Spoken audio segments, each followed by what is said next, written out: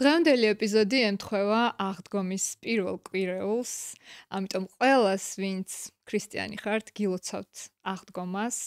დღევანდელი ჩემი პოდკასტის თემატიკა სწორედ აღდგომის რწმენის და სულიერების თემას დაეთმობა და ჩემი სტუმარია დეკანოზი ლევან მათეშვილი, საბურთალოს პანთეონის წმინდა გიორგის სახელობის ტაძრის წინამძღვარი და ჩემი მოძღვარი.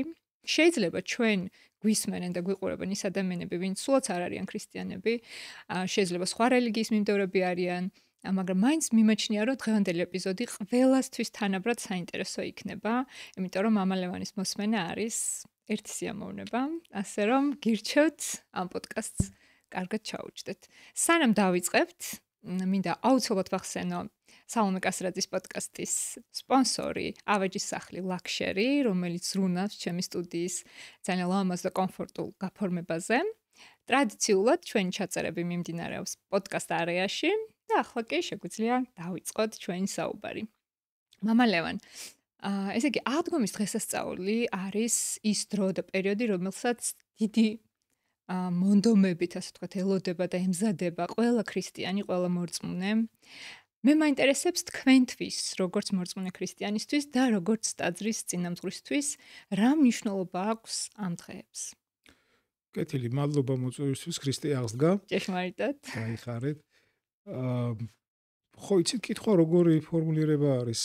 თითქოს რაღაცა მე ახან სასულიერო პირი ვარ და ტაძრის წინამძღვარი ვარ, მე რაღაც განსაკუთრებული მოლოდინი უნდა მქონდეს და სხვა ქრისტიანს რაღაცა ჩემგან განსხვავებით სხვა მოლოდინი უნდა გააშეს. არა, საბოლოო ჯამში ჩვენ ყველა ქრისტიანები ვართ, ვინც ამგვარ მოლოდინს ემსახურება და გააჩნია ამგვარი მოლოდინი, რადგან ჩვენ ყველანი მოხმობილი ვართ. ამას ეკლესია ამას ნიშნავს, მოხმობილები, ვინც შეიკრიბა ქრისტეს მოწოდებაზე და ვისაც წამს იესო ქრისტე. ეს კრებული არის, ვისაც წამს სწორედ ქრისტეს აღდგომა. დიახ, აღდგომის მნიშვნელობა ყველასთვის ერთი არის. აქ არ არსებობს სასულიერო პირი და არ არსებობს მრევლი, ვთქვათ. ეს ერთმთლიანი ორგანიზმი არის. ასე უნდა ესმოდეთ ყოველ შემთხვევაში და თორე ბუნებით ასე არის. და ამიტომ აქედან გამომდინარე, ჩვენ მოლოდინები ყველას ერთი გვაქვს. ერთი უნდა გქონდეს. და აღდგომას იმიტომ აქვს დიდი მნიშვნელობა, რომ როგორც დიდი მოციქული პავლე იძახის, რომ აღდგომა რო არ ყოფილიყო, მაშინ ჩვენ სარწმუნოებას არანაირი ფასი არ ექნებოდა. დიახ, აი აღდგომა რო არ ყოფილიყო, ქრისტიანობა არ არის ლამაზი რაღაცა მოძღვრება. ქრისტიანობა არ არის რაღაცა ლამაზი რაღაცა ზნეობრივ კანონებზე დაფუძნებული რაღაცა სწავლების ერთობლიობა რაღაც. არ არის ეს ზნეობრივი ნორმები და ზნეობრიობა, ეს თითქმის ყველა რელიგიას იდენტური აქვს. არაფერი განსხვავებული აქ არ არის. ის რომ კაცი არ უნდა მოკლა და არ უნდა იმრუშო, აქ არაფერი ექსკლუზივი ნამდვილად არ არის. არ არის ქრისტიანობა ზნეობრივი ერთობა. დიახ, ჩვენ გვაერთიანებს აღდგომა ქრისტესი და რწმენა იმისა, რომ ღმერთს იმდენად უყვართ ჩვენ, რომ ამისთვის ის გახდა ჩვენნაირი, ჩვენი ხორცი მოირგო და სწორედ ჩვენი ადამიანური თვალებით დაგველაპარაკა, რომ უკეთ გაგვეგო რაღაცეები. სხვა საკითხია რა გავიგეთ უკეთ, ეს სხვა ამბავია, მაგრამ მისი მცდელობა ეს არის. მისი თავგანწირვა ეს არის, რომ ჩვენნაირი გახდა, ჩვენნაირ ენაზე, ჩვენ გასაგებ ენაზე დაგვლაპარაკებოდა, ჩვენ მენტალურ პარადიგმაში ჩამჯდარიყო, რათა ისევ და ისევ მიზანი რა გაგვეგო ჩვენ რაღაცეები უკეთ. და ეს თავგანწირვა არის, თავგანწირული მოძრაობა არის ზემოდან ქვემოთ, რათა ჩვენ ქვემოდთან ზემოთ ავეკაჩეთ ყველა ჩვენთაგანი. გესმით? და ამიტომ ამის რწმენა, აღდგომის რწმენა მართლაც ფუნდამენტი არის ქრისტიანული მოძღვრების და ქრისტიანობის ზოგადად. რომ არ აღდგარიყო ქრისტე, მაშინ არანაირი ფასი არ ექნებოდა. ერთ-ერთი მორიგი რელიგიური სისტემა ექნებოდა, რომელიც ალაკლია სამყაროს. მამა ლევან, აი ქრისტეს აღდგომა ეს ის დღესასწაულია, რომელსაც ძალიან ველოდებით და ვემზადებით ამისთვის, ხო? მარხულობთ, ვეზიარებით, ვესწრებით ლოცვებს, თვითონ აღდგომის ღამეს ტაძრები არის სავსე ხალხით. აი რა უნდა გავაკეთოთ, რომ აღდგომის აი ეს სული გადმოვიტანოთ შემდგომ დღეებშიც, აღდგომის შემდეგ დღეებშიც. შემდეგ თვეს, შემდეგ წელს, მთელი ცხოვრება რომ გასტანოს აი ამ სულის კვეთებამ. რა არის ის სულიერი პრაქტიკები? ამ თქვათ, რაღაც აზროვნების ფორმა, რაც უნდა შევიმუშაოთ აღდგომის შემდეგ უკვე. ხო, სამზარეული რეცეპტი რა თქმა უნდა არ მაქვს ახლა. მეც გამოვიყენებდი რომ მქონდეს. თვითონ ფაქტია რომ გვიხარია, ნამდვილად გვიხარია ეს დღე. რაღაცა ესეთი ინით გამოუთქმელი სიხარული არის. ანუ ვერ დაახასიათებ ამ რა გიხარია, ხო? თითქოს იგივე ხდება, რაც სხვა დროსაც ხდება ტაძრებში. ალბათ ეს ისევ და ისევ ამ მნიშვნელობას უკავშირდება აღდგომის მნიშვნელობას და იმ სიხარულს, რომ არა ეს სხვანაირად მაშინ აზრი აღარ ექნებოდა ჩვენს ამგვარ ყოფიერებას ყოველ შემთხვევაში. რაც შეეხება ის მეორე კითხვას, რომელიც უფრო საქმიანი არის. რა უნდა გავაკეთოთ იმისთვის, რომ ეს, მოდი ესე ვთქვათ, სიხარული არა. ეს ასე ვიტყოდი, სიხარული ეს კაი გრძნობაა, რა თქმა უნდა, ყველა დამეთანხმება და ამაში მეგონი არავინ არ შემეკამათება. ნამდვილად. სხვადასხვანაირი ელფერი აქვს ამ სიხარულს, ცხადია, ხო? და სხვადასხვანაირი мотивაციით მიღებული ადამიანები. სხვადასხვა სიხარულს ვეძებთ ხოლმე დედამიწას, ადამიანები. ამიტომ სიხარული კი არ არის ის გამაპირებული ფაქტორი, რაც უნდა მიყვებოდეს ადამიანს და უნდა ასე მოქმედებდეს, რომ აი თქვენ ხო კითხვა ხო ამაში მდგომარეობდა, რომ აი რა უნდა გავაკეთოთ, რომ ეს სიხარული მერეც გაგრძელდეს და ხო, აი სულისკვეთება, ესეთი მონდომება. ხო, აი ესეთი მონდომება. მოდი ესე ვთქვათ, მოდი ამ სიხარულს თავი დავანებოთ, ას გულისხმობ. იმიტომ რომ სიხარული ეს არის ემოცია, მოდი საბოლოო ჯამში და ემოციებზე დაყრდნობა ეს უმადური საქმე არის, რა ძალიან. ანუ ნებისმიერი გამოხატულება ამ ემოციისა, ერთ-ერთი სიხარულისა, ბედნიერების განცდა. ქრისტიანი ამ ემოციების ძიებაში, შორს ვერ წავა. ემოცია თუ მოდის, ეს ძალიან კარგია და თუ ამ აღდგომის სიხარულს და დღესასწაულს მოაქեք ემოცია, ხო ძალიან კაი და ამას კი უნდა ვებრძოლოთ, რომ რატოა ეს სიხარული. არა, იყოს, მივიღოთ, მადლიერებით მივიღოთ, მაგრამ აი შემდგომ ცხოვრებაში, ქრისტიანის ცხოვრებაში ეს ემოცია თუ არ იქნება, ეს დიდი ტრაგედია არ არის პირიქით, ეს მანიშნებელია იმისა, რომ ქრისტიანი ცდილობს აი ამ როგორ ვთქვა, ესე აი ამ არასამართლიან ტკივილით ახსავსე, ბოროტებით ახსავსე წუთისოფელში, სადაც ჩვენ ყველას გვიწევს ცხოვრება, სადაც ხანდახან კი არა და მეტწილადაც ჩვენ თვითონ ვართ შემოქმედები ამ უსამართლობის და ბოროტების, ჩვენ თვითონ ამას ხაზს უსვამ, იმიტომ რომ ჩვენ უგულს წესი გვტკივა სხვა რო ჩადის ჩვენს წინააღმდეგ რაღაც ბოროტებას და უსამართლობას, მაგრამ იმას არ ვითვლით ჩვენ რამდენს ჩავდივართ. ხო? ანუ ჩვენ თვითონ ვართ შემოქმედი ამ უსამართლო გარემოსი და ყოფისი როგორც წესი, არა? სიხარულის განცდა კი არ არის თავარი შევინა, არამედ თავარი არის ის, რომ აი როგორ ვიქცევით, როგორ საუბრობთ, როგორ ცხოვრობთ, როგორ ურთიერთობები გვაქვს იმ საზოგადოებაში, სადაც ვალდებულები ვართ, თუ კი ვართ ქრისტიანები, ვალდებულები ვართ დავამოწმოთ ქრისტიანობა და ქრისტეს სწავლება და დამოწმება ისეთ რა არის, ქადაგება კი არ არის, რომ რა კაი იყო ქრისტე და რა კაი მცნებები მოგვიტანა, არამედ საკუთარი ცხოვრება იყოს ამისი მაგალითი. თუ როგორი გულიანი, როგორი სიყვარულით ახსავს, როგორი თავგანწირვის საშუალება გვაქვს ჩვენ ურთიერთობაში. აი ეს ყველას გვიჭირს ხოლმე რა. ეს ტკივნეულია, ჩვენთვის არის ტკივნეული, იმიტომ რომ ჩვენთვის კომფორტული არის მხოლოდ საკუთარი ინტერესების პოზიციონირება სამყაროში და ამის გატანა. და როგორც კი ჩვენ ამას თავს ვანებებთ და დავინახავთ სხვა ადამიანს და ნებისმიერი სხვა არის, ჩვენს გარდა ყველა სხვა არის, ხო? და ვცდილობთ მეორე ადამიანის გაგებას. ვცდილობთ.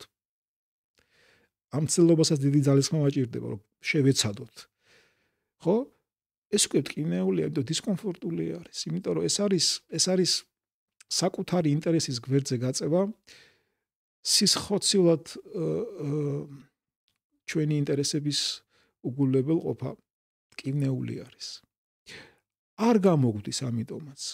ამიტომ ეს არის ძალისხმევა, ეს არის მობილიზება საკუთარი სულიერი, ფიზიკური, ემოციური თუ რა ვიცი ინტელექტუალური ძალების რისი დახარჯვას ამ ენერგიის არ გვსურს ხოლმე. არადა ეს არის ქრისტიანობა. ეს არის ის მოძღვრების და ქრისტეს მიმდევრობა, რომელიც მოგვიტანა 2000 წლის წინ ქრისტემ.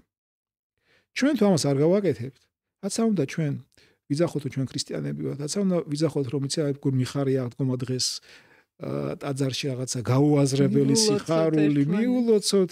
კი ბატონო, ეს არაფრის მომცემი არ იქნება გესმით. თუკი ადამიანის სიყვარულს და ადამიანს ვერ დავინახავთ, ღმერთს ვერაზროს ვერ დავინახავთ და ვერ გავიგებთ და მით უმეტეს ვერ შევიყვარებთ. ანუ ნებისმიერ ადამიანი ჩათვალეთ რომ არის შანსი და ბილეთი თუ ვიზა 60-ის. ჩვენი გადარჩენის შანსი არის ნებისმიერი აი უცხო ადამიანი. თუკი ასე შევხედავთ იმ ადამიანს და თუკი ასე შევხედავთ, სწორედ რა, ეს არის აი დიდი ძალისხმევის ფასად, რომელიც მერწმუნეთ სიხარულის მომტანი სულაც არ არის. პირიქით, ძალიან დიდი სატანჯველი და სატანჯველი არის. ამიტომაც აი თუ როგორ შევინარჩუნოთ, მე არ ვიცი ეს სამდღაც ნარჩუნდება ეს სიხარული, მაგრამ ეს სიხარული რო ყოველ წელს მოდის ჩვენი დამსახურების გარეშეა რა ეს აი ისე არის რა მართლაც აი ღვთის მადლი მოდის ისე რომ აი უშრომელად გვეძლება ეს აგერგვა ნუგეში არის დანარჩენი უკვე ჩვენი საშრომი ამბავი არის რაც რაშიც სამწუხაროდ ყველა მოვიკოჭლებთ ხოლმე ამ თემებზე აუცილებლად ვისაუბრებთ სხვა ადამიანის გათვალისწინებაზე საკუთარი ინტერესების ცოტა დავიწყებაზე მაგრამ აი აღდგომის თემაზე ერთი კითხვა მაქვს კიდე ხომ არ არის რამე ისტორია ქრისტეს აღდგომაში ისეთი განსაკუთრებული და მნიშვნელოვანი რაც ჩვენ ქრისტიანებს არასწორად გვესმის შეიძლება არასწორად გვესმოდეს ხო რამდენად ესმის ქრისტიანებს არასწორად მე მას ვერ გეტყვი მაგრამ რა ვიცი მე მგონი მე მესმის აღდგომა ეს არის ანუ ჩანაფიქრის ერთ-ერთი ანუ თავარი ძველ ქართულად ამას ქვია განგებულება ღვთისა ანუ და ახალ ქართულად მოდი ესე ვთქვათ თანამედროვე ენაზე არის გეგმა გეგმა ღმერთისა რომელიც ჩაიფიქრა როგორ გადაარჩინოს ადამიანები გეგმა ეს არსებობდა რომ ეს ყველაფერი მომხდარი იყო ამიტომაც არის ეს არის ნებაყოფლობით იმსხვერპლი გაღებული ქრისტე მიცის საზეს მიდის ამას ვერ ვიტყვით რომ არ იცის და აი ესე მოულოდნელად ეგეთი ასე შემოტრიალდა ეს ამბავი. არა, ეს ჯვარცმა ესეთი დიხოტომიური გაგებაა შეიძლება ითქვას, უნდა კონდეს. აი ეს როგორ გვესმის ეს არ ვიცი, მაგრამ უნდა იყოს ორგვარი დატვირთვა. ერთი ტკივილი არის, რა თქმა უნდა და ერთგვარი ტრაგედიაც არის, ხო, ჯვარცმის აღსრულება, ხო? და მეორე მხრივ თუ კი ეს ნებაყოფლობითი აქტი არის ამავდროულად ანუ მას შეელო ამის თავის არიდება როგორ არ შეელო მაგრამ ეს ნებაყოფლობითი აქტი არის ამიტომ ეს დიხოტომია ერთი და იგივე რაღაცა ფაქტზე ხო ეს გაგება მოდი როგორ ვთქვა გაგება ცოტა რთული არის ჩვენ მართლა ვერ ვიტყვით რომ ყველაფერი გვესმის იმიტომ რომ ჩვენ ქნილება ვართ ადამიანი და ღმერთის განგებულება ანუ გეგმებს ჩვენ ის ვიცით რაც გაცხადებული არის თლიანად ღმერთის არს და ღმერთის ნება როგორი ამისი გამოცნობა ნუ არ არის ესე მარტივი საქმე ეს სულიერი ცხოვრების სხვადასხვა ეტაპს მოიცავს თუმცა ის მარკერები რაც ყველასთვის საერთო არის სასულიერო პირი იქნება თუ ჩვეულებრივი მრევლი ქრისტიანი ხო ეს ყველასთვის საერთო არის დანარჩენი ეს არის თითოეულ ადამიანზე პიროვნებას დამოკიდებული ვინ როგორ წარემატება ამაში თორე ინსტრუმენტები ამის აღსაქმელად ამის გასააზრებლად აი ამის საკუთარ ცხოვრებაში დასანერგად ყველას ერთი და იგივე გვაქვს ოღონდ ვინ როგორ წარემატება ამ საქმეში მე ახლა მინდა შევეხო ფსიქოლოგიის თემას რადგან სწავლობ ჩავაბარე ფსიქოლოგიაზე, მაგისტრატურაზე და მანამდეც რა თქმა უნდა ხედავდი ამას, მაგრამ აი ფსიქოლოგიის სწავლის შემდეგ, აი როცა ჩავუღმავდი ამ ფსიქოლოგიურ თეორიებს, განსაკუთრებით ჰუმანისტურს. ძალიან ბევრია რა თქმა უნდა საერთო ქრისტიანულ სწავლებებსა და ფსიქოლოგიურ სწავლებებს შორის. ბევრი ფსიქოლოგი, ყველა ესეთი გამოჩენილი ფსიქოლოგი მიიჩნევს, რომ აი ამ ეგოცენტრიზმის ძლევა, რომელზეც ჩვენ უკვე ვისაუბრეთ, ეს არის საფუძველი ყველანაირი ფსიქოლოგიური სწავლებებისა. რომ თუ ეგოცენტრიზმს, რასაც ქართულად თავკერძობას უწოდებთ, ვერ ძლევს ადამიანი, ის არათუ კარგი ფსიქოლოგი ვერ გახდება, ის ვერ ჩამოყალიბდება სრულფასოვან პიროვნებად. ქრისტიანულ სწავლებებში ხო ძალიან დიდი მნიშვნელობა ენიჭება სწორედ აი ამ ეგოცენტრიზმის ძლევას. მაგრამ აი რა არის ის გაკვეთილი, რაც შეიძლება ჩვენ ავიღოთ და გამოვიყენოთ, რომ თავკერძობის ეგოცენტრიზმის ძლევა შევძლოთ? ხო, კარგია ფსიქოლოგიასთან პარალელი. ნამდვილად მე ვისურვებდი ნაკლები შეხების წერტილები ქონოდეს ფსიქოლოგიას, რელიგიასთან საერთოდ. თუ უნდა რომ ფსიქოლოგია მართლაც მეცნიერებად ჩამოყალიბდეს.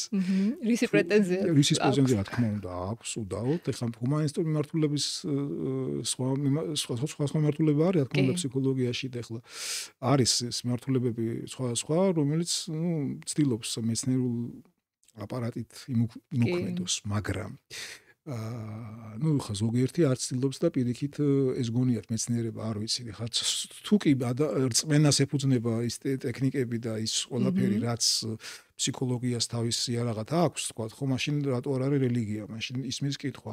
და უფრო მეც კითხვა, ხა გადავუხვიე ცოტა, მაგრამ არა, საინტერესოა.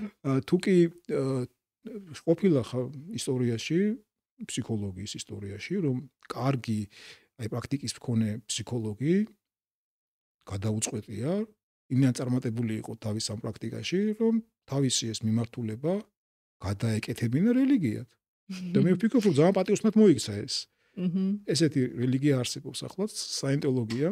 როგორ? საინტოლოგია და ჰაბარდი იყო ეს ფსიქოლოგი, ფსიქოთერაპევტი, რომელიც ეს იმდან წარმატებული იყო, რომ ეს გადააკეთა რელიგიად. ანუ თვითონ გადააკეთა ეს? კი, ახლა არის ერთ-ერთი წარმატებული რელიგია არის საინტოლოგია. ნუ ყველა მიმართულებას თავისი მიმდევარი ხავს და შეიძლება მისთვის ეს არის რაღაც რელიგიური. ახლა უყურეთ, პირიქითაც მომხდარა. ხო. რელიგია ყოფილა, ესეთი ოშოს მიმდევრები იყვნენ, ოშო გარდაცვლილია უკვე, მაგრამ მისი მიმდევრებმა მისი ეს მოძღვრება აიღეს და გადააკეთეს ფსიქოლოგიურად. რასაც იყენებენ? რასაც შევა არტ-თერაპიაში ოშოს მიხედვით და კიდე სხვა რაღაც ბევრი პრაქტიკა, უამრავი ქართულად ნათარგმნი წიგნები არის ოშოს ფსიქოთერაპია და მოკლედ. ანუ ესე იგი რელიგია შეიძლება გახდეს ფსიქოლოგია და ფსიქოლოგია შეიძლება გახდეს რელიგია. ესე იგი რა გამოდის ესე იგი? რომ ძალიან ესეთი ზღვარი არის, პატარა ზღვარი არის, სადაც აი ეს თემა. ამიტომ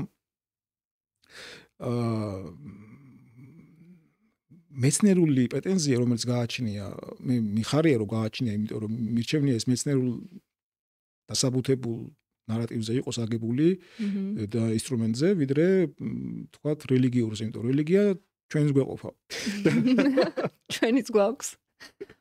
ანუ რწმენითი კატეგორიებზე თქვათ, ხო, манипуляცია. არა მარტო ქრისტიანული, უამრავი აღმოსავლური რელიგიების ტექნიკებს იყენებს ფსიქოლოგიის სხვა მიმართულება, ხო, ცნობილია თქვენ. კი, ძალიან აქტიურად. ხო, და ამიტომ აი ეს ცოტა ჩემში ეს იწვევს, ხა მე შევაცდები, ხა მე არ ვარ კრიტერიუმი, რა თქმა უნდა, ახლა, ხო? ობიექტივიზმისა, მაგრამ ყოველ შემთხვევაში ცოტა ესე უყურებ. თორე ის რაც თქვენ ბრძანეთ, რომ ის საერთო თუ ამას საერთოს დავარქმევთ ეგოიზმთან განკლავება, თავკერძოობასთან, ასაც ქვია, ხო? ეს არის თლიანი ასკეტური ცხოვრების მიზანი ქრისტიანისა.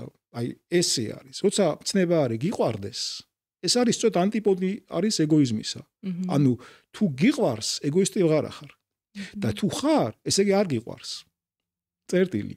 ანუ და მთელი მოღვაწეობა ქრისტიანისა წარმართული არის მიმართული საკუთარი ეგო შეამციროს. დანახვა მეორე ადამიანისა, სწორედ ეგოიზმის შეკავება არის და ვარქვათ ესე და ანუ ეს წაღება თუ შესაძლებელი არის, ხო? და პირიქით მეორე ადამიანის ინტერესის დანახვა და გათვალისწინება, ეგ არის სიყვარული ქრისტიანულად, სწორედ. და არა ის ემოცია, აი ის გუნდაც სიხარულის ემოცია და ბედნიერების ემოცია ყველაზე არასანდო რამ არის ადამიანში. ეგ განსხვავება კიდე ფსიქოლოგიასა და ქრისტიანულ სწავლებას. ემოცია, იმიტომ ემოციას არ უნდა დაეყნო. თუ კარგად ახარ და ბედნიერი ხარ, ცუდი ამაში არაფერი არ არის. მაგრამ ამას ეძებდე და ასე მოძრაობდე ემოციის ძიებაში, თქვა, აი ეს როგორ მივიღო, სიამოვნების თუ გნებავთ, ხო? ეს ახლა ეს ნუ კიდევ ეს ძალიან ცუდ შედეგამდე მიყავს ადამიანი მარტო ამის ძიებაში თქვა ხო ესეც ეგოიზმის მხოლოდ გაზდაზე არის და ანუ საკუთარი ინტერესის ძიებაა ხო მე როგორ ვიყო კარგად ამას ვეძებ ყველგან და ყველაფერში თქვა ხო და მე მთელ ცხოვრების კრედო ეს ხდება და ეს რა არის აბა თუ არა საკუთარი ეგოცენტრულობის გაზდა ხო მეტი ყველაფერი არ არის მოკლედ რთულია ცხადია იმიტომ ჩვენ ყოველს მოცემულობაა რომ გვიყვარს საკუთარი თავი ეს არც ცუდია არც კარგია ანუ ეს მოცემულობა არის მაგრამ აი თუ ქრისტიანი გვინდა უწოდოთ საკუთარ თავს ამ სიტყვის სრული მნიშვნელობით მაშინ აი მოდი რა შეიყვარე ის სხვაც როგორც შენ თავი გიყვარს ანუ ყურეთ ის კი არის ქრისტიანობაში რომ ჯერ შენ თავი უნდა შეიყვარო და მე არა ეს მოცემულობა არის ეს ყველას გვიყვარს ჩვენი თავი გასლაპარაკო შეიძლება წუწუნებთ შეიძლება ბევრს რაღაცას იმოშემა ყველას ჩვენი თავი გვიყვარს ყველა შემთხვევაში ეს მოცემულობა არის ანთროპოლოგიური მოცემულობა არის ხო და აქედან გამომდინარე ის თელი ეს დედააზრ ქრისტიანობისა და სწრაფვისა ღმერთის შემეცნებისა კენ სწორედ არის დაძლევ ეგოიზმს შეიყვარებ ადამიანს მაშინ შეიყვარებ ღმერთს აქვე უნდა გკითხოთ თქვენი ყველაზე ხშირად ნახსენები ფრაზა თქვენს ქადაგებებში ეს არის დაზოგეთ ერთმანეთი. რას გულისხმობთ ამაში? აი ეგეც იგივე თემაა. ამის გაგრძელება არის. ადამიანი შეიძლება არ მოგწონდეს. ადამიანს შეიძლება რა ვიცი, არ ეთანხმებოდე ბევრ ამაში. გაღიზიანებდეს ადამიანი. აბა რა, რაღაცაში არ გვეთანხმება, გაგვაღიზიანებს, საცხადია ახლა. ჩემს გენიალურ აზრებს ვიღაც არ დაეთანხმა, რას ლაპარაკობ? ის როგორ შეიძლება მომეწონოს? ой, ეს მოცემულობა არის. მაგრამ სწორედ სიყვარულის გამოვლენა არის სწორედ ის, რომ კაი ხო არ მეთანხმება ხო? და მოდი ჩემს ამ სიმართლეს და ჩემს გენიალურობას ნუ დავათხლეშავ თავში რა ვიღაცა სხვა ადამიანს რა. აი ზოგავ რა. კი ეს სიყვარულია სხვათა შორის. ეხლა რაში კიდევ ემოცია ამ შემთხვევაში ვინც ეძებს ამაში ემოციას და გულაჩოყობულობას და რაღაცა მილივებს სენტიმენტებს და რაღაც ესეთ ეგ ქრისტიანს ყოველთან აფასარდო არ აქვს ამას. ეს არის შრომა რომ კვილს ენაზე დააჭერ და არ გაუმხელ მთელ სიმართლეს მასზე. რასაც ფიქრობ? ფიქრობ. რომელიც შეიძლება იყოს ცდარი და მიკერძოებული. ნუ შენ ხო მართალი ხარ ყველა ვარიანტში. ხო, ანუ ესე იგი ზოგავ ადამიანს საკუთარი თავისგან. ეს უკვე მცდელობა არის. კი, დაბალი პირველი ეტაპი არის, მაგრამ აუცილებელი ეტაპი არის, რომ ადამიანი მართლაც გაითვალისწინო. ჯერ გავითვალისწინოთ და დავზოგოთ საკუთარი სიმართლეებისგან ადამიანი. ეს ქრისტიანობის საფუძველი არის, შეიძლება ითქვას და შრომა და ის ძალისხმევა გაღებული სწორედ ქრისტეს სახელით. ოღონდ ეს მე ჩვენ წაგვადგება ბევრ რამეში. იმიტომ რომ გაითვალისწინებ დაზოგავ ადამიანს შენს ასე მოგექცევია. ანუ ეს ხო უნივერსალური მცნება არის, რომ გაუკეთე სხვას ისაც გინდა შენ გაგიკეთო. აი აქ აღმოსავლურ რელიგიასთან შეიძლება პარალელი გავალოთ, იგივე კონფუცის მსგავსი ნათქვამი აქვს ქრისტიან აი ამ ნათქვამთან. ოღონდ ну აიგივებენ რომ მსგავსი ნათქვამია და ზოგი პლაგიატსაც კი მიაწერს თქვათ ქრისტეს რომ მოიპარაო ამ აღმოსავლური სიბზნეო. მაგრამ კონფუცი ამას არ ამბობს. კონფუცი ძახის რომ არ გაუკეთო სხვას ის რაც შენ არ გინდა გაგიკეთო. ქრისტე ძახის გაუკეთე სხვას. ხო თითქოს და შინაარსი იგივე არის და შედეგი იგივე არის. არ არის იგივე. ის უმოქმედობისკენ მოგიწოდებს. კი, და ეს პირიქით. განაცუდია რომ არ გაუკეთებ თქვა ცუდს არ გაუკეთებ ვიღაცას. ცუდია თუ არის კაც მშვენიერია, ნეტომ ასე ვიქცეუდეთ ქრისტიანები. მინიმუმ რაზეა ლაპარაკი. ხო, მაგრამ ის რეაქტიულობისკენ მოუწოდებს და ეს პროაქტიულობა. მოქმედებისკენ, ანუ იმოქმედო, იმიტომ რომ ცუდს არ აკეთებ ქრისტიანობაში არ ნიშნავს რომ კარგი ხარ. აი ეს გვეშლება ყველას მაშინ აი რაღაცა გვეშლება წესია და რა არ გვესმისო. აი ეს არ გვესმის. რომ ქრისტიანობა არის მოქმედების სარწმუნოება. თუ არ აკეთებ კარგს, რომ იცი რომ ეს კარგია, უკვე ცუდი ხარ. ცუდი არა ხარ კი არა, ცუდი ხარ უკვე, ცოდა უკვე. თუ იცი რა არის კარგი და ალაკეთებ იმას, უკვე ცოდავ უკვე. აი ეგ არის განსხვავება სწორედ რა. ამიტომ რომ თუ იცი და არ მოქმედებ, ერთი სხვა შორის ერთი ცოტა გადაუხვება, რამას ეხება პრინციპში სასახალისო. აბა.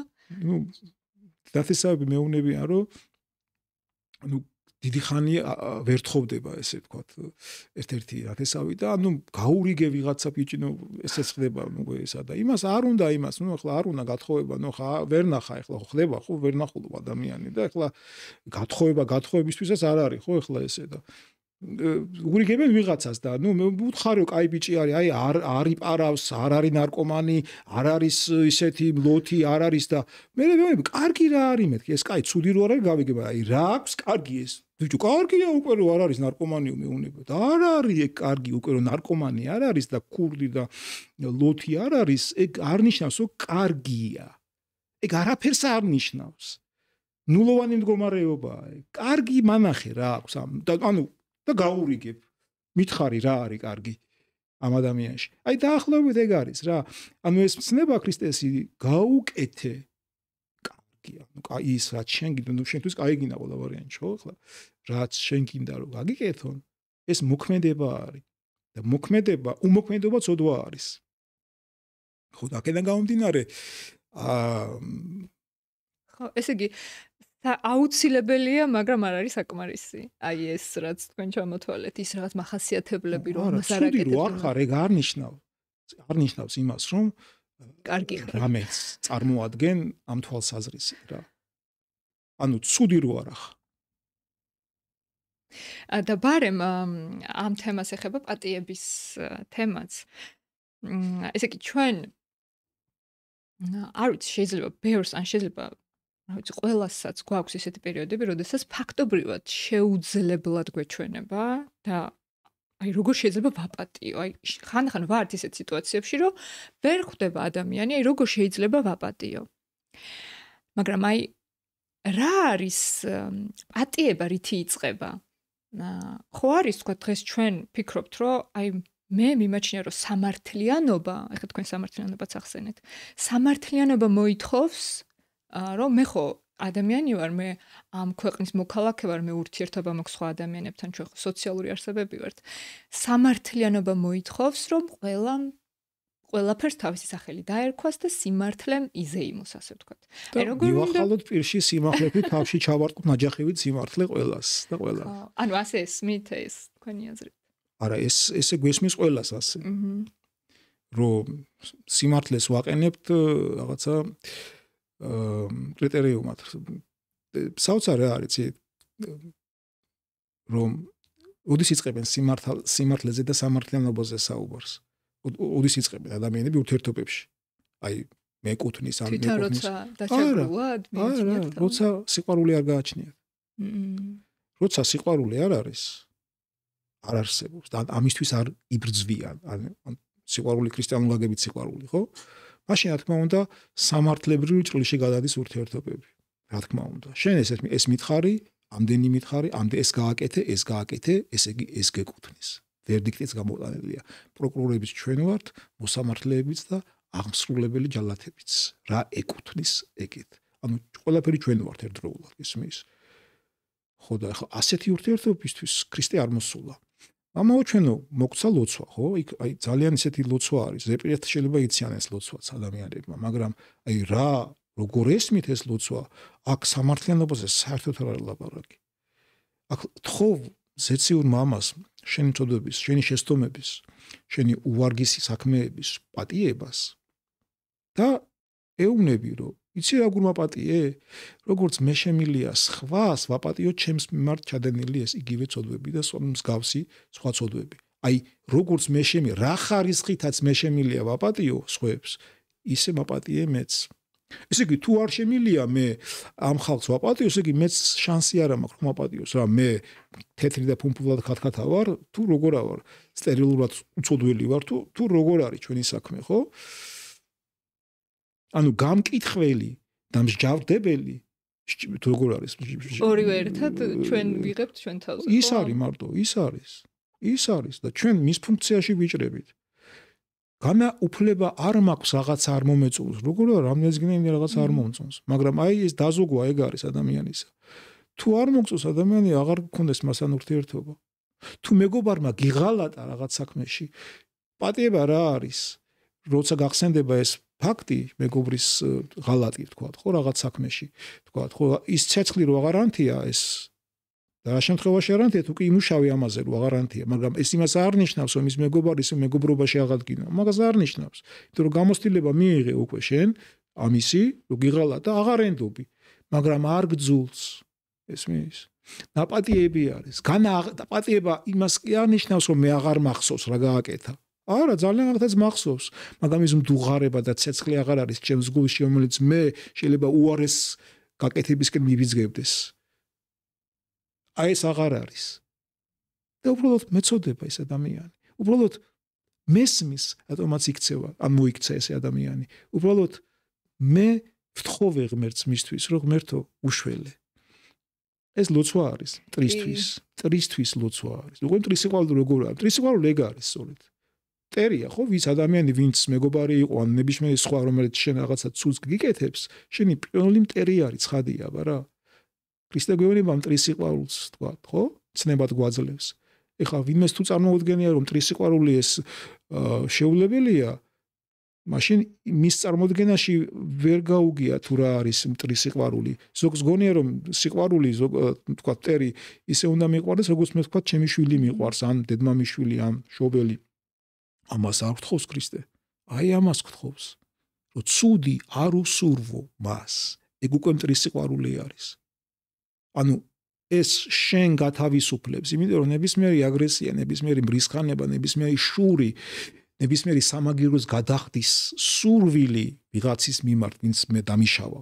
ეს ჩვენ გვანგრევს. იმას კი არ, ჩვენ გვანგრევს. და აქედან გამომდინარე ჩვენ ვართ აი ამ წაგებულ სიტუაციაში და დეგრადირებულ მდგომარეობაში საბოლოო ჯამში. ამიტომ პატიება ეს არ არის რაღაცა ლამაზი, თქვათ, ნაბიჯი ვიღაცის მიმართ, ან იმის მიმართ. შეიძლება ეს საერთოდ ვერბალურად არც გაჟღერდეს და არ მიხვიდე და ხელი ჩამოართვა და საჭირო არ არის გარეგნული მხარეები. ეს ბრძოლა პატიებისთვის მიდის საკუთარ ჩვენს გულებში. ესმით, რომ აქ ის სიმწარე და ის ცეცხლი აღარ იყოს, როცა მახსენდება ესა თუ ის ფაქტი ვიღაცა ადამიანმა დამიშავა რაღაცა. ეს ცეცხლი როცა აღარ იქნება, ამის გადამოწმება მარტივია, როგორც გაგახსენდება, თუ აღარ არის, ესე იგი დაპატიებია. ესმის და თუ არის, ესე იგი არა, ისე მდგომარეობაში ვარ და მე ვიტანჯები, მე ვარ ცუდ მდგომარეობაში. ხო, აი ეგ არის. ამიტომ სამართლიანობაზე იწყებენ ლაპარაკს მაშინ, როცა ეს უნარები გამორთული აქვს ადამიანებს და ან არიციან, ან არ აკეთებენ, ან არ სურთ ეს ყველაფერი. მაშინ კი ბატონო. და აი როგორ უნდა შევძლოთ? ეს თეორიულად რომ ვიცი მე, რომ უნდა ვაპატიო, ეს ჩემთვისვეა კარგი, ეს ვიცი ყველაფერი, მაგრამ აი პრაქტიკულად როგორ განვახორციელო? ეს თავიდან ბოლომდე სულიერი, აი რაღაც ფსიქიკურია, თავში უნდა გადაწყდეს ჩემს თავში, თუ ქმედებებშიც გამოიხატება ეს ყველაფერი, თუ აი როგორ უნდა შევძლო პრაქტიკულად, რომ ადამიანს ვაპატიო? ეს ადვილი რო იყოს, მაშინ სამყაროში ბევრი ნამდვილი ქრისტიანი იქნებოდა.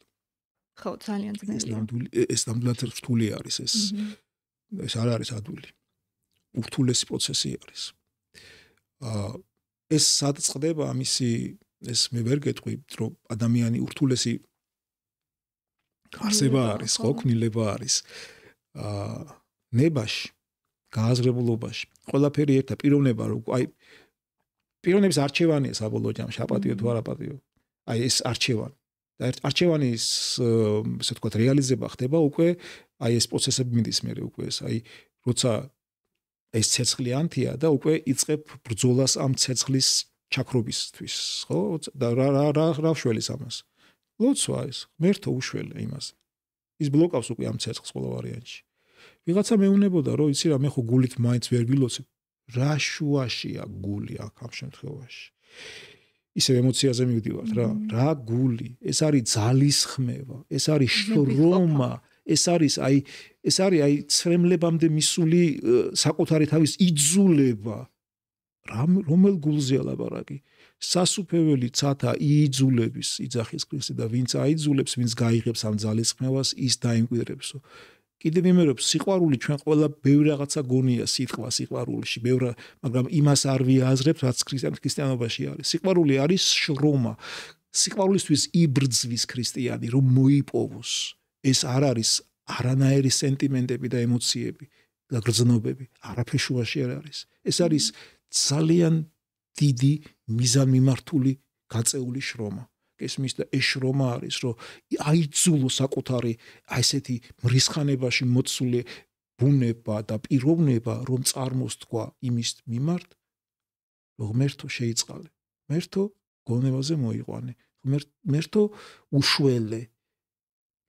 ეს არის ამ ორ სიტყვას იმხელა ძალისხმევა უნდა, რომელი გულზეა ლაპარაკი.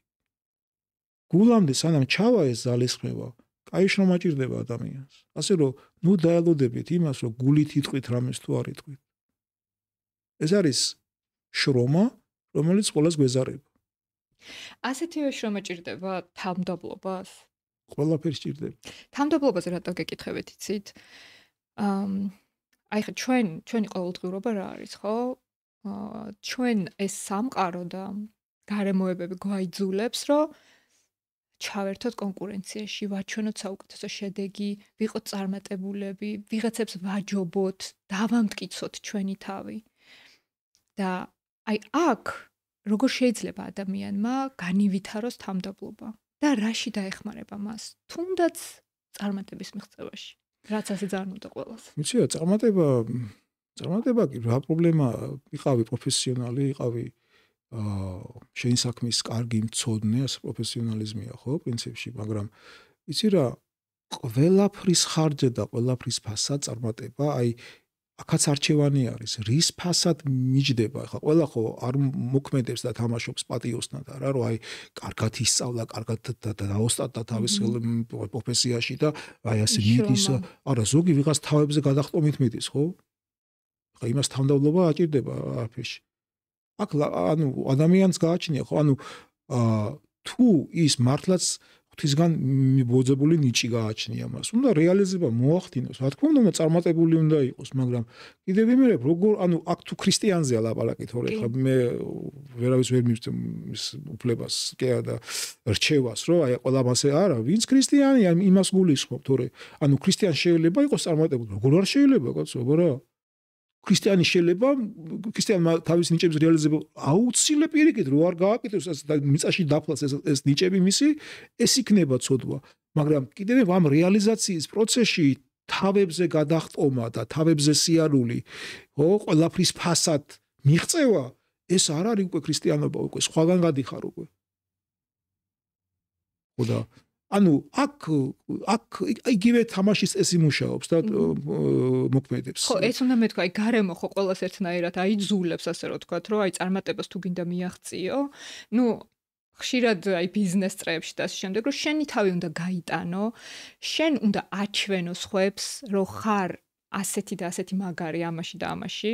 შენთვის ჩუმად იჯდე და იმუშაო და რაღაც. არა, ჩუმად რატო ახლა იდეები, ბიზნეს იდეების მოფიქრება და გატანა მაინდა-მაინც აუცილებელია ამ გარემოში რომ გადააგდო ბიზნეს პარტნიორი თქვა, აუცილებელია თქვა რომ გაწირო თქვა. ამაზე უკვე ძალიან სერიოზული. ამაზე მაქვს დანარჩენი რაც კი დაშვებულია კანონის ფარგლებში და რაც კი შენს ნიჭიერებას და გონებას ჭირდება, რაც რა პრობლემა არის. აქ კიდევ ყველაფრის ფასად არ ღირს ამის გაკეთება, თორე რა პრობლემა არის? მესმის რომ ის პატიოსანი გზა უფორთული არის. ამაშია საქმე. იმიტომ მიმართავენ იმ სხვა გზებს. ეგეც არის. ადვილი ხო, ვისთვის ადვილია და ვისთვის შეუძლებელია. კი ბატონო.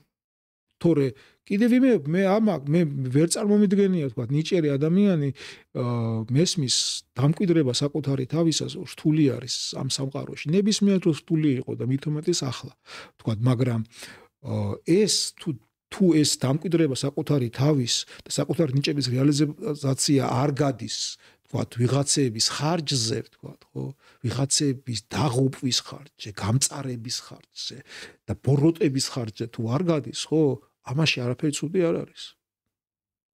თუ გადის, ეს უკვე მისი არჩევანი არის, რა თქმა უნდა და ამაში ახლა ვერავინ ღმერთიც კი ვერ შეუშლის ამაში ხელს. მისი არჩევანი შესაბამისი შედეგები ცხადია, მაგრამ მისი არჩევანი არის. მე ერთი მეგობარი მყავს, რომელსაც ძალიან დიდი ტრაგედია შეემთხვა და ესეც რაღაც მითხრა, რომ აი მე არ ვიცი რა შემაძლებინებს, რომ კვლავ ვიყო მადლიერი იმისა, რომ მე საერთოდ ცოცხალი ვარ და ვარ ამ ქვეყანაზე.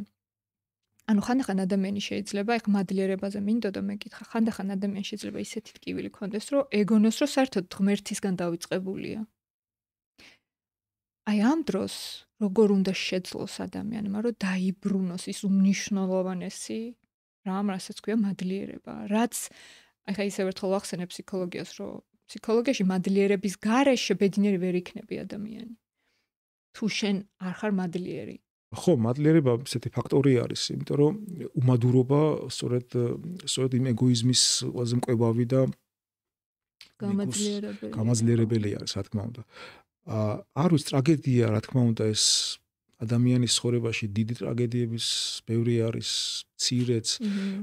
მე ყველა ადამიანი ურთულესი არის და მისი პიროვნების ცხოვრებაც განსაკუთრებული და მნიშვნელოვანი არის და არ არის რაღაცა დაშტამპული რჩევები აქ, ну როგორ გითხრა, არ მოსულა.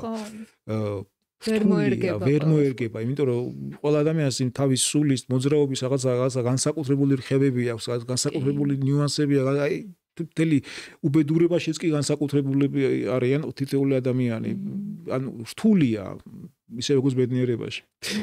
ხო, მაგრამ არის რაღაცა ის ზოგადი მომენტები, გააჩნია ადამიანს კიდე აი იმ გაგებით რომ როგორი რელიგიური ცნობიერება გააჩნია ადამიანს, ხო? ერთადერთი მე შემიძლია ზოგადად თქვა ახლა და რა თქმა უნდა კონკრეტულ кейსზე მე ვერ ვიტყვი, არ ვიცნობ ადამიანს. ზოგადად შემიძლია თქვა რომ წარმოედგინეთ ღმერთის მოსულა გახდომა ადამიანად, სწორედ ამას უკავშირდება წარმოედგინეთ, რომ ჩვენი მდგომარეობა მოირგო. ყველა ის უსამართლობა გაასმაგებულად დაითმინა, იმიტომ რომ ჩვენ რასაც ჩვენს თავზე უსამართლობას და უბედურებას თქვა შეგვემთხვევა ჩვენ თქვა თქვენ გარკვეულწილად შეიძლება გვეკუთვნეს კიდეც ჩვენი თქვა კონტრიბუციიდან რაც შეგვაქვს ამ სამყაროში ბოროტების და უსამართლობის ჩვენ ხო შეგვაქვს ეს ნაწილი და ქრისტეს ხო არაფერია ეს ბოროტება და ცუდ არ ჩაუდენია რა ამ გაგი უწოდველი იყო ხო მაგრამ მიუხედავად ამისა მან განახორციელა სწორედ ის რომ აი ჩვენი ხვედრი გაეზიარებით, აი როგორ გძნობს მისი ქმნილება, აი ამ უსამართლო ბოროტ ტკივილით ახსავსე სამყაროში. ღმერთმა ეს შეიძლება იცოდა, მაგრამ ის ცოდნა აღემატება იმ ცოდნას, რომ ჩვენს ტყავში რო ხედავს ამ ყველაფერს, არა თავის კანზე, სხეულზე იგრძნოს ყველაფერი.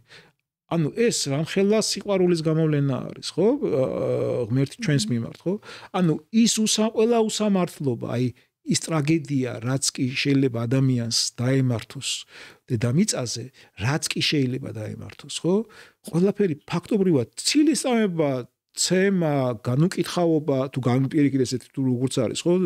უსამართლობა, მოპყრობა და წამება და დასჯა სიკვდილით, ანუ სიკვდილიც კი მიიღო სწორედ ღმერთმა ჩვენს ადამიანურ ბუნებაში მოსულმა და ეს ყველაფერი მან გაიგო თუ როგორ გვიჭირს.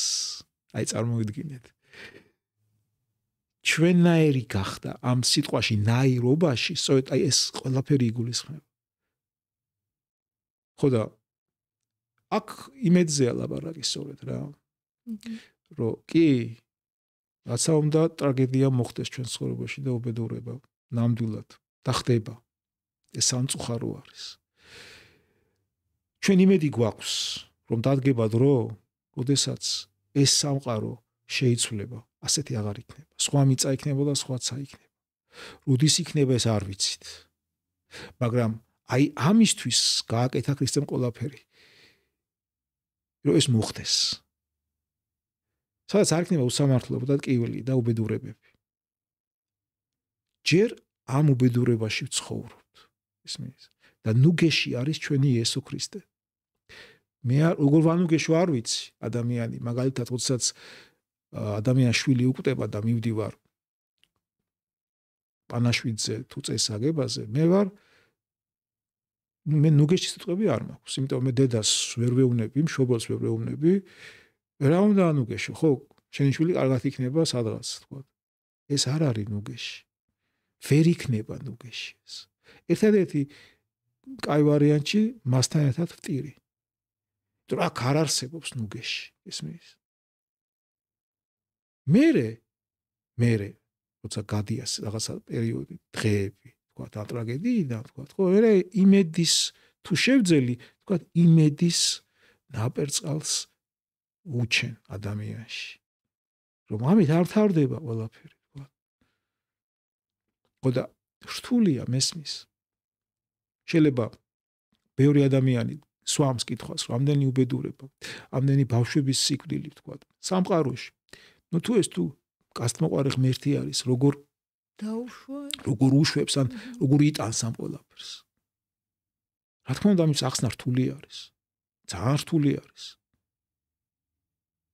ხო და უბრალოდ მე მესმის ახლა ამაზე განაპასუხი შეიძლება ესე იგი დახვეწილი თეოლოგიური პასუხი გაიცეს მაგრამ ეს არაფერს არ ცვლის იმ ადამიანებისთვის ვინც ამ ტრაგედიას განიცდის არა ჩვენ გვინდა სამართლიანობას და ტრაგედიების აცილებას და უსაფრთხოებას და გარანტიები ამ ყველაფრისა აქვე ამ ცხოვრებაში დედამიწაზე სამდე განზომილებაში ესმით აი ამ ხანმოკლეს სიცოცხლეში სადაც ჩვენ ვიბადებით და მაქსიმუმ 80 წელი ცხოვრობთ ხო მაქსიმუმ საშუალო ცხოვრების ეგეც კაი ვარიანტი ხო აი აქ გვინდა ყველაფერი მაგრამ ღმერთი ხო ასე არ გვიყურებს ჩვენ ღმერთი ხო მარადისობის პერსპექტივით უყურებს იმ ტრაგედიებსაც იმ გარდაცვლილი ჩვილებსაც ბავშვებსაც იმის ანუ მარადისობის პრიზმიდან უყურებს და მისთვის რა ბედნიერება აქვს ჩაფიქრებული ჩვენ ამას ვერც ვხედავთ ვერც გავიგებთ და ვერც მივხვდებით ხო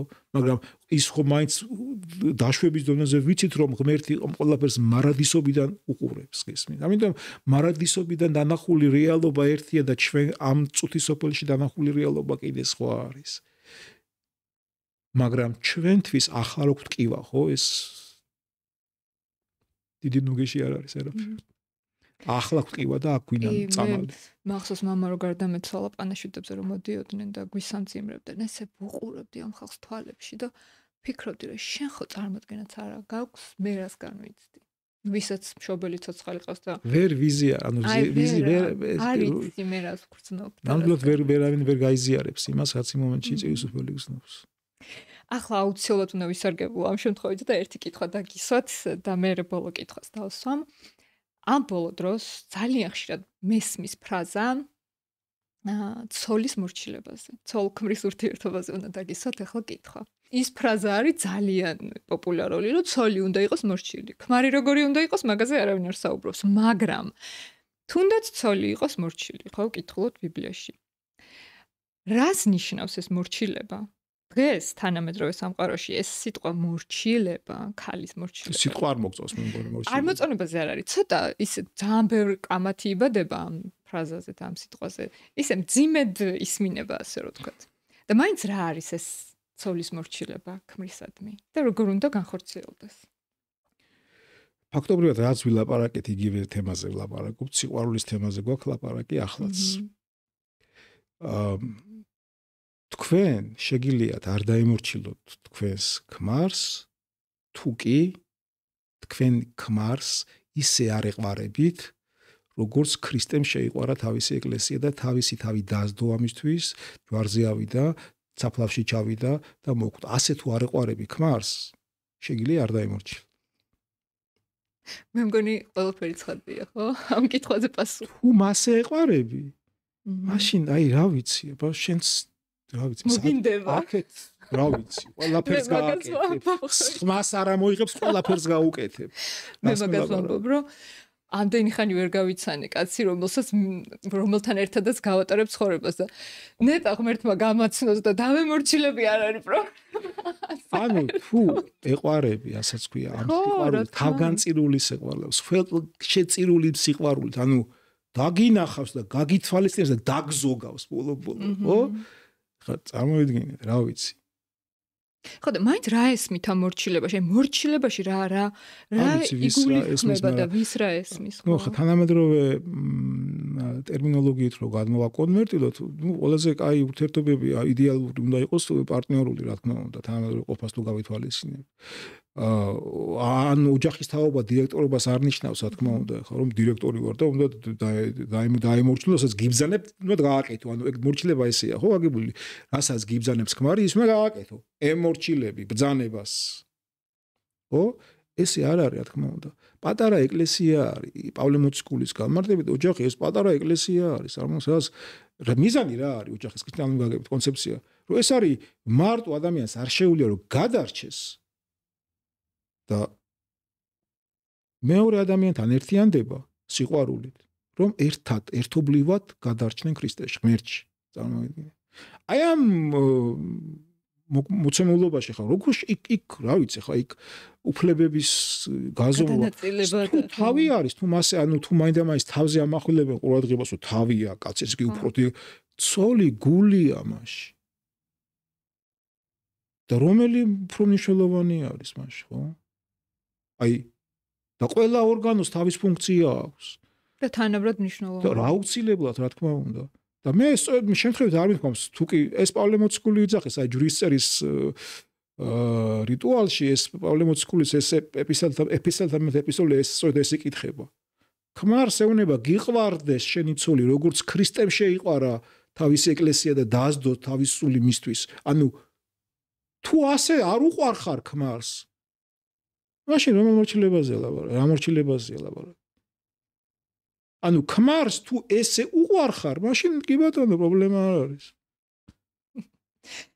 და ახლა ბოლო კითხვა უნდა დაგისვათ ეს ეხება საერთოდ ქრისტიანული მოძღვრება საქართველოში და ქართულ ხალხში აი ჩვენ გამოვიარეთ ის 70 წლიანი საბჭოეთის პერიოდი როდესაც პირდაპირ გაგებით იდევნებოდა ხო ეკლესია და ხვრეტდნენ სამღვდელოებას და მორწმუნეებს და ათეიზმი და ასე შემდეგ. მე 90-იანების დასაწყისში თითქოს ხალხი დაბრუნდა ეკლესიებში, მაგრამ თქვენი დაკვირვებით დღეს შეიძლება ვთქვათ, რომ ქართველი ხალხი ცხოვრობს ქრისტიანული მოძღვრების მიხედვით. ხო, 90-იან წლების ეს ესე ვთქვათ, დაძრების გავსება ამას სხვადასხვა გამაპირებული გარემოება ჩამოაყალიბა ეს ფაქტორი. რა ვაგზალული იყო მოგეხსენებათ მეორე ერთადერთი ინსტიტუცია იყო იმ საბჭოებში რომელიც რაღაც ეროვნულ რაღაცა სენტიმენტებსაც და მახსოვრობასაც ინარჩუნებდა და დამოუკიდებლობის ბრძოლა ეს გათავისუფლება რაღაც ეს ეროვნულ პატრიოტულ ნიადაგზე უფრო მეტი იყო მეტწილად მოსული ეკლესიაში ადამიანების რაოდენობა, ვიდრე სარწმუნოებრივი გააზრებული მიზანდასახული არჩევანით. ნაბიჯი რო გადადგა რელიგიისკენ, ანუ ქრისტიანობისკენ. ანუ პატრიოტული მოტივი უფრო მეტი იყო, მძლავრი იყო, ვიდრე აი ამგვარი გააზრებული არჩევანი. ამან, რა თქმა უნდა, თავისი შედეგები და კვალი დატოვა, მაინდა-მაინც კარგი არა, მაგრამ დატოვა. რა შეიძლება დღეს? ნუ ხა ძალიან შორს აგვიყვანს ეს დიდი სასაუბრო თემა, მაგრამ ჩემი დაკვირვებით ქართველი ხალხის ჩვენი საზოგადოების ზოგადად საქართველოში ვინც თulis თავს მართლმადიდებლად ხომ უმრავლესობა სამწუხაროდ ნუ შორს არის ქრისტიანობისგან დავხსნი ატომ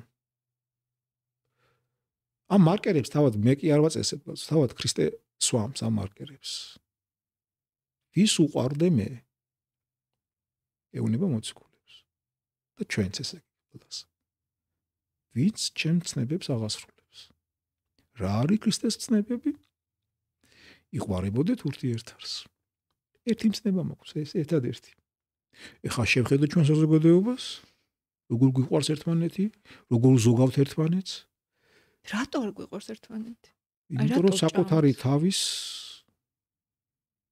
ანუ ასეს ეგოიზმი არის, სახურებაში ვართ ყველანი.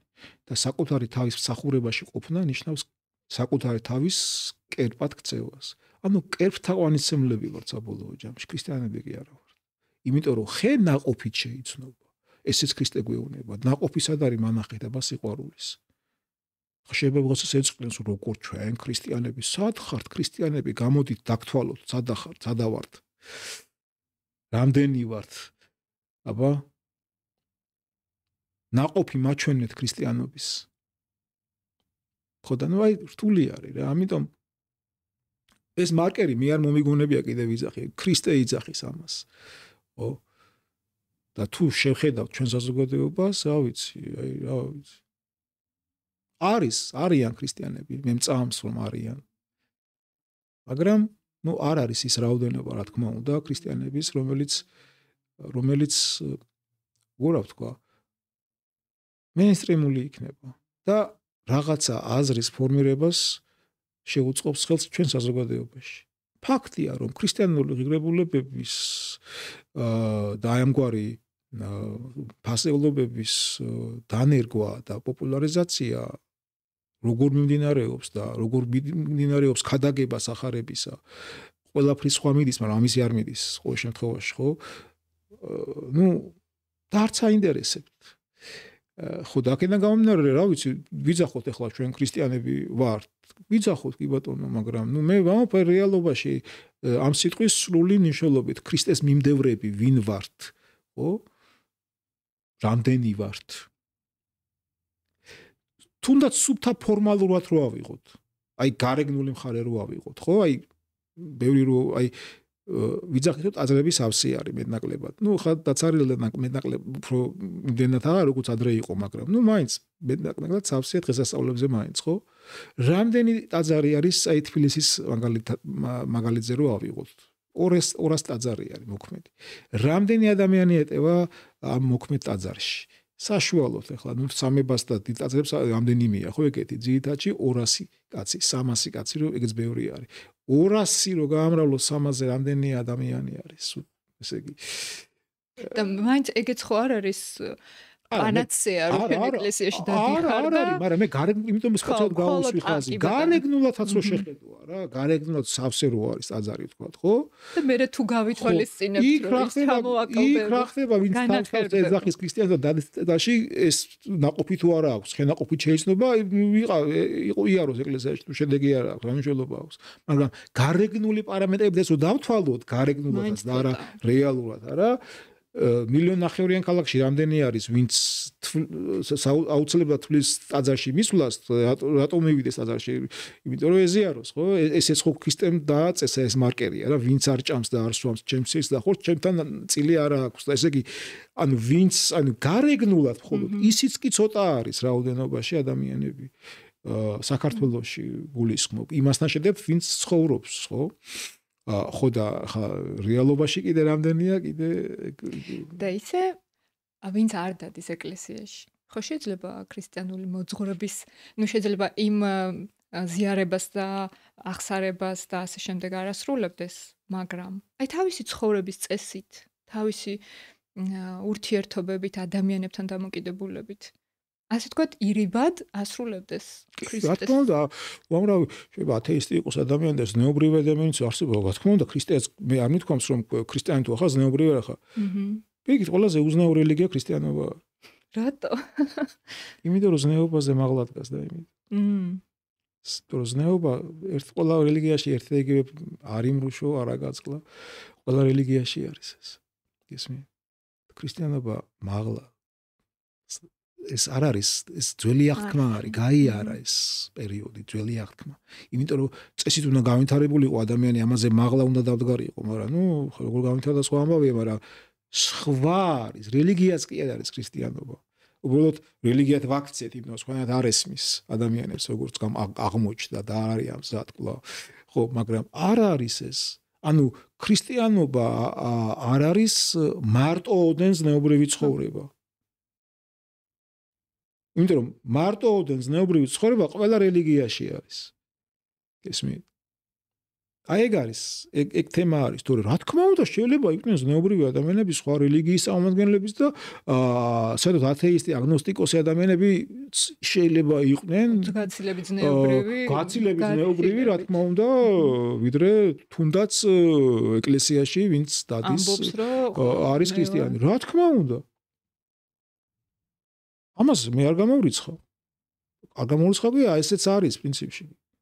მაგრამ ჩვენ აქ უყურეთ ზნეობრიობა, კიდე სხვა კატეგორია არის ქრისტიანობასთან მიმართებაში. ვთქვათ, ხო? ანუ უცოდველობა კიდე სხვა რაღაცა არის. მოკლედ, შორს აგვიყვანს ეს თემა. ანუ შეიძლება იყოს ზნეობრივი, ყველა შეიძლება იყოს ადამიანი, მაგრამ მიზანი რა აქვს ამ ზნეობრიობას, ეგ არის საინტერესო. აი, მოკლედ რო თქვათ ეს, რომ ზნეობრიობა არ არის საკმარისი, ესე იგი, როგორც თქვით, ლოგიკური მსჯელობით, რომ აუცილებელია, მაგრამ არ არის საკმარისი. აი, რა არის? აუცილებელი იცი როგორ არის? პირიქით, ანუ მე გამომივიდა, რომ ზნეობრივი უნდა იყოს და მე რაღაცა. არა, თუ ის რაღაცა იქნები, უკვე ზნეობრივი გამოდიხარ ყველა ვარიანტში. ეს არის ქრისტეს მიმდევრობა არის, ეგ არის ექსკლუზივი ქრისტიანობისა, განსაკუთრებულობა, ეგ არის, რომ სხვა რაღაცებზეა დამოკიდებული და ეს ცოცხალი ურთიერთობა პირდაპირ ღმერთთან და რაც დაგვიტოვა საჩუქრად მოგვცა ეს ზიარება, ასაც კი, იმიტომ ეკლესია და ქრისტიანობა ამის გარშემოა შემოკრებილი. ამის გარშემოა. აი გუშინ წინ დოდის იყო დიდი ხუჩაბათი, ხო? მაშინ დააწესა ეს საიდუმლო და მოგვცა ეს ინსტრუმენტი, რომ ამ ინსტრუმენტით რაღაცებს გაუმკლავდეთ. რაღაცებთან საბრძოლო ეს ინსტრუმენტია ზიარებაც, კი მიზანი კი არ არის ქრისტიან ცხოვრებაში. საშუალება არის, გესმით და ეს არის ღმერთთან ურთიერთობის ყველაზე უმაღლესი საშუალება და ორი ნების გაერთიანება, ადამიანური ნების და ღმერთ საღვთო-ნების. თუ კი ჩვენ გვინდა ამ მიმართულებით წავიდეთ, რა თქმა უნდა. და თუ კი ჩვენ იმ სულიერების იმ სიმაღლეზე მივალთ, ხო, იქ უკვე ზნეობრიობაზე აღარს დაისმის კითხვა. ანუ შეუძლება, წარმოვიდგინე, ხა მე რომ აი ისეთ განხთობის იმ ეტაპზე ვიყავ, თქვათ, რომ მე ახლა ფიქრობდი, მოდი ვიმრუშო თუ არ ვიმრუშო, თქვათ, მოდი ახლა თუ შევიკაებ თავს, ესე იგი შევასრულეს ზნეობრივი.